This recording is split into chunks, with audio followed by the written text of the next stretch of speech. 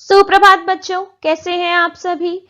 आज हम कक्षा 7वीं की रिसोर्स बुक का अभ्यास पत्र 8 लेकर आए हैं, जिसमें हम बात करेंगे शब्द विचार के बारे में। सबसे पहले आप शब्दों को पढ़िए, अच्छे से पढ़िए, उसके बाद इस वर्कशीट को आप करेंगे। आइए वर्कशीट करते हैं। प्रश्न 1, नीचे बॉक्स में दिए गए शब्दों को अलग अलग वर्गों में लिखिए। आप देखेंगे बॉक्स के अंदर बहुत सारे शब्द दिए गए हैं। आपको क्या करना है, आपको अलग अलग कैटेगरी दी हुई है, जैसे तत्सम, तत्भव, देशज, विदेशी। इन शब्दों की कैटेगरी में इन शब्दों को डिवाइड करना है। आप जानते हैं तत्सम शब्द कौन से होते हैं। तत्सम शब्द वे शब्द होते हैं जो संस्कृत से सीधा हमारी हिंदी भाषा में आ गए हैं। तत्भव तत्भव वे शब्द होते हैं जो संस्कृत से आए हैं लेकिन कुछ परिवर्तन के साथ आए हैं। देशज शब्द वे शब्द होते हैं जो हम अपनी देसी भाषा में से प्रयोग करते हैं। विदेशी वे शब्द होते हैं जो हम अन्य भाषाओं के शब्द जस के तस अपनी भाषा में शामिल करते हैं। तो आइए इन बातों को ध्यान में रखते हुए पहला प्रश्न करते हैं।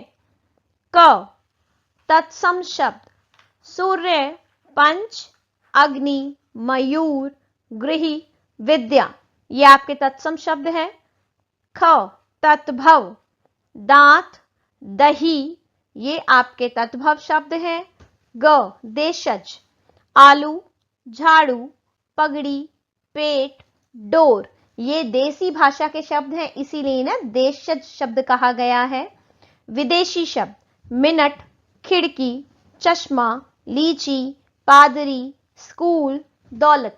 आपने देखा विदेशी शब्दों में कुछ अंग्रेजी के शब्द हैं, कुछ उर्दू के शब्द हैं। तो इस प्रकार हमने अलग अलग शब्दों के यहां बंटवारे किए, अलग अलग शब्दों को अलग अलग कैटेगरी में डिवाइड किया है।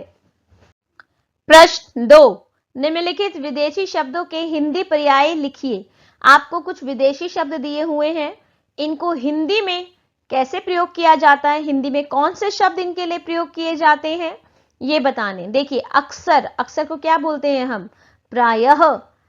ख, तादाद, संख्या। ग, रिसर्च, हिंदी में बोलते हैं अनुसंधान। घ, लाइब्रेरी, हिंदी में बोलते हैं पुस्तकालय। अण, दरअसल, दरअसल को हिंदी में बोलते हैं वास्तव में। प्रश्न 3, निम्नलिखित तद्भव शब्दों के तत्सम रूप दिए गए शब्द जाल में ढूंढिए। आपके सामने वर्ग पहेली की तरह एक बॉक्स दिया गया है जिसमें बहुत सारे वर्ण लिखे हैं। आपको जो बॉक्स में शब्द दिए गए हैं उनके तत्सम शब्द ढूंढने हैं। आइए मैं बताती हूं। सबसे पहले घी, घी का तत्सम शब्द है घृत। आपके बॉक्स में दिया गया है, मैंने सर्कल किया है, ध्यान से देखिए। कोयल, कोयल को कोकिल कहा जाता है। काजल, काजल को कज्जल कहा जाता है। माथा, माथा को मस्तक कहा जाता है। हाथ, हाथ को हस्त कहा जाता है। किवाड़, किवाड़ को कपाट कहा जाता है। कबूतर, कबूतर को कपोत कहा जाता है। घड़ा, घड़ा को घट कहा जाता है। इस तरह आपके सामने सभी शब्द प्रस्तुत हैं। आइए अगला प्रश्न करते हैं।